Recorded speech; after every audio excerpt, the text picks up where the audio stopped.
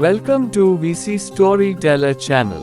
आयु के पश्चात चंद्रवंश की गद्दी पर जिस राजा का उदय हुआ वह नहुष था। अगर ये चैनल आपको अच्छा लगे तो प्लीज लाइक और सब्सक्राइब करें। आयु ने अपने जीवन में धर्म, संयम और न्याय की जो परंपरा स्थापित की थी, नहुष उसी परंपरा का उत्तराधिकारी बना। बाल्यकाल से ही नहुष में असाधारण तेज, बुद्धि और महत्वाकांक्षा के लक्षण दिखाई देने लगे थे। उसे केवल एक सामान्य राजा बनकर संतोष नहीं था, बल्कि वह अपने वंश की कीर्ति को आकाश तक पहुंचाना चाहता था। राजा बनते ही नहुष ने अपने साम्राज्य का विस्तार आरंभ किया। उसकी सेना शक्तिशाली थी, सेनापति कुशल थे और स्वयं नहुष युद्ध कला में निपुण था। वीडियो अच्छी लगे तो प्लीज लाइक और सब्सक्राइब करें। उसने पृथ्वी के अनेक राजाओं को पराजित किया और कुछ को मित्र बनाकर अपने अधीन कर लिया। उसके शासन में प्रजा सुखी थी, व्यापार बढ़ा और राज्य समृद्ध होने लगा।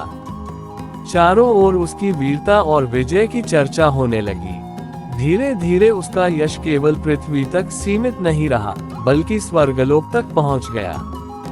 कथाओं में कहा जाता है कि जब इंद्र किसी कारणवश अपने पद से विचलित हुए, तब देवताओं ने नहुष को स्वर्ग का राजा बना दिया। यह अवसर किसी भी मानव के लिए अत्यंत दुर्लभ था। नहुष ने स्वर्ग का सिंहासन संभाला और प्रारंभ में उसका व्यवहार धर्मपूर्ण और मर्यादित रहा। देवता भी उसके तेज से प्रभावित थे। ऐसा प्रतीत होता था मानो चंद्रवंश की कीर्ति अब स्वर्ग और पृथ्वी दोनों में फैल चुकी हो। परंतु यहीं से नहुष के जीवन में परिवर्तन आरंभ हुआ। अपार शक्ति, अधिकार और देवताओं की सेवा ने उसके भीतर अहंकार का बीज बो दिया। जो राजा कभी विनम्र था, वह स्वयं को देवताओं से भी श्रेष्ठ समझने लगा। उसकी दृष्टि इंद्रानी शची पर पड़ी और वह उसे पाने की लालसा करने लगा।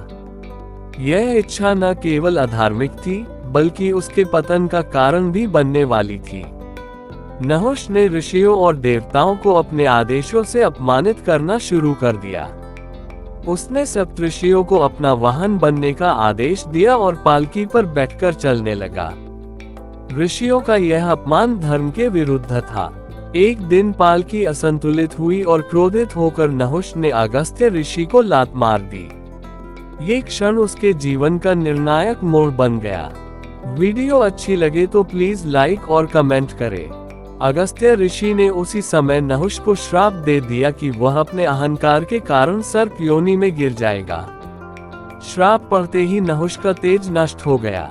जो राजा कभी स्वर्ग का अधिपति था, वह क्षण भर में सर्प बनकर पृथ्वी पर गिर पड़ा।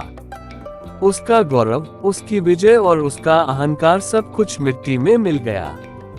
ये घटना केवल नहुष के पतन की कथा नहीं थी, बल्कि यह सिखाने वाली थी कि शक्ति और पद यदि विवेक से नियंत्रित न हो तो वे विनाश का कारण बनते हैं।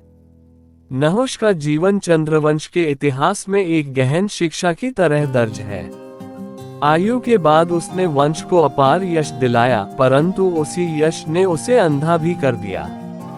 उसके उत्थान और पतन की यह कथा आने वाली पीढ़ियों के लिए चेतावनी बनी कि राजा हो या सामान्य मनुष्य, अहंकार सबसे बड़ा शत्रु होता है।